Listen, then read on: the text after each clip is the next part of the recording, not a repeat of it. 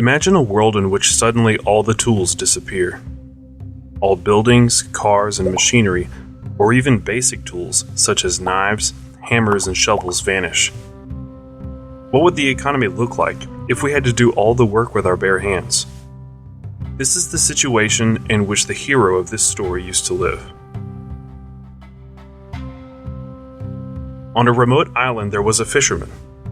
Maybe fisherman is too generous, because in a world without tools, his fight for survival was to jump into the sea and make desperate attempts to catch fish with his bare hands. It was not an easy life. All this effort resulted in catching just one fish per day, which is just as much as he needed to survive.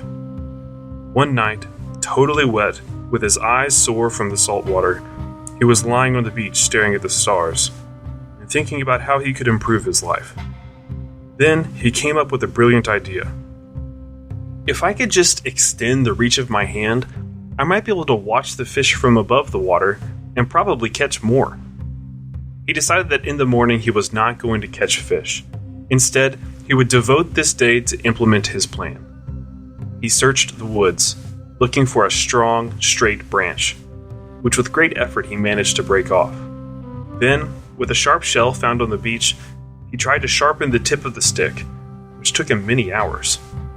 Finally, that evening, he fell on the sand, exhausted from hunger. He didn't eat that day, so he could build his invention.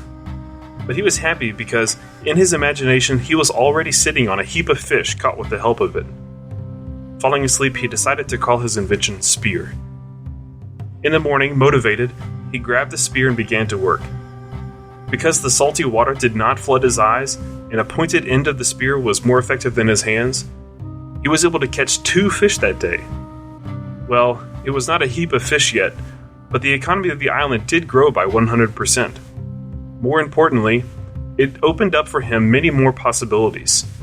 He could now fish every second day, consuming his catch from the previous day.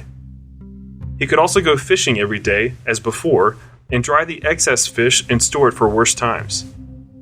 Another option was to use free time to implement new ideas to increase his productive capacity. This would result in increasing his wealth and expanding the size of the island's economy. In this story, we come to a simple economic principle. Wealth is created through self-sacrifice and taking risks.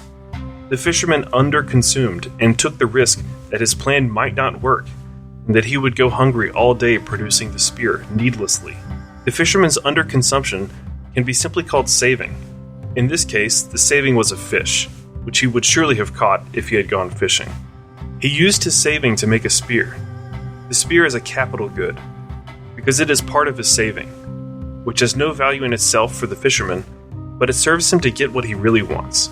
After all, the fisherman does not want to have a spear, he wants to have the fish. Capital is therefore a part of his saving, which he spent on increasing his own productivity. Let's fast forward to our world to illustrate this example in real life. 2 friends got a very well-paying job in a company called Corporation X. The employer offered each of them $10,000 a month. Not believing his luck, one of them, let's call him Prodigal Pete, immediately bought a big house with a garden on credit. The monthly rent amounted to $3,000.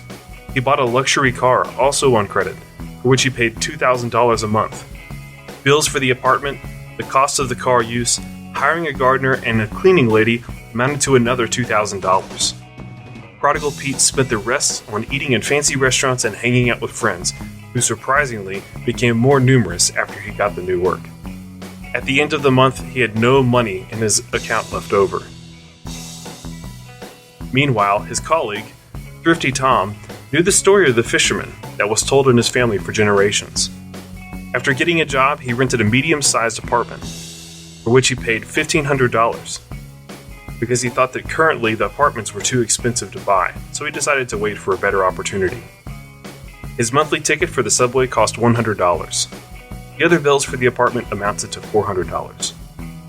Thrifty Tom also liked to dine in restaurants and meet his friends, but he decided that for his entertainment he would spend no more than $500 a month. Most days he ate meals at home, trying not to waste food, which cost him another $500. This way, Thrifty Tom could save $7,000 every month, Years passed and Pete was laughing at Tom. He used to say to him, "Get a life, man. Stop being a Scrooge." Or, "How's your car?" "Oh, sorry.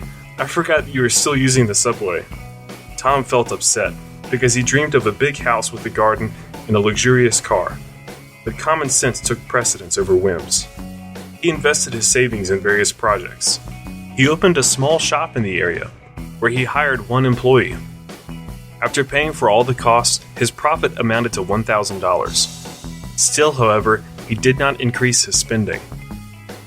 After some time, he opened a restaurant, from which he drew profit of $2,000. Later, he bought a bit of real estate, partly on loan, and he rented it to various companies as office space. His gains after his loan payments amounted to $4,000. Tom kept acting. After a while, gains from all of his projects were already $15,000. Suddenly, hard times fell upon Corporation X. Because of some bad choices and a global recession, it had to fire 2,000 employees. Among them were Pete and Tom. Tom suffered a slight scratch on his honor, because no one likes to be fired, but other than that, he didn't care too much about the situation. He had an income in the amount of $15,000 per month from his investments and a large amount of savings. Pete, in turn, panicked. The bank demanded payments on a loan, which Pete managed to pay only half. Friends invited him out for the first week, but when they saw that Pete had financial problems, the invites began to fade quickly.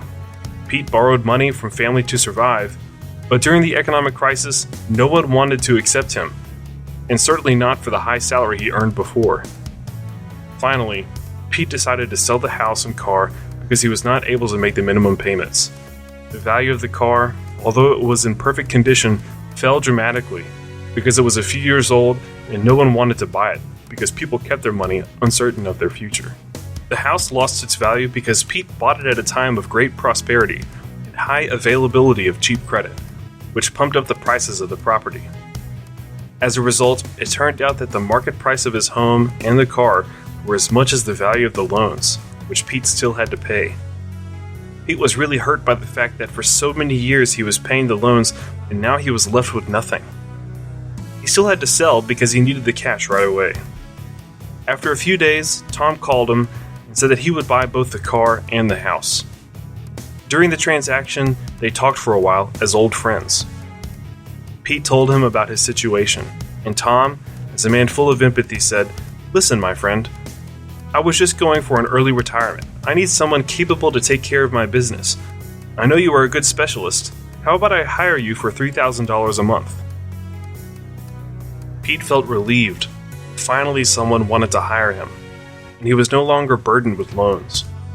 He accepted the job from Tom, rented a small apartment, and began to save. The story of the fisherman was based on the excellent book by Peter and Andrew Schiff, How the Economy Grows and Why It Crashes. We encourage you to read it. If you are interested in the conclusions of the second story, you can read them on our website, EconClips.com. I encourage you to subscribe to our YouTube channel and like our Facebook page. You can find links in the description below.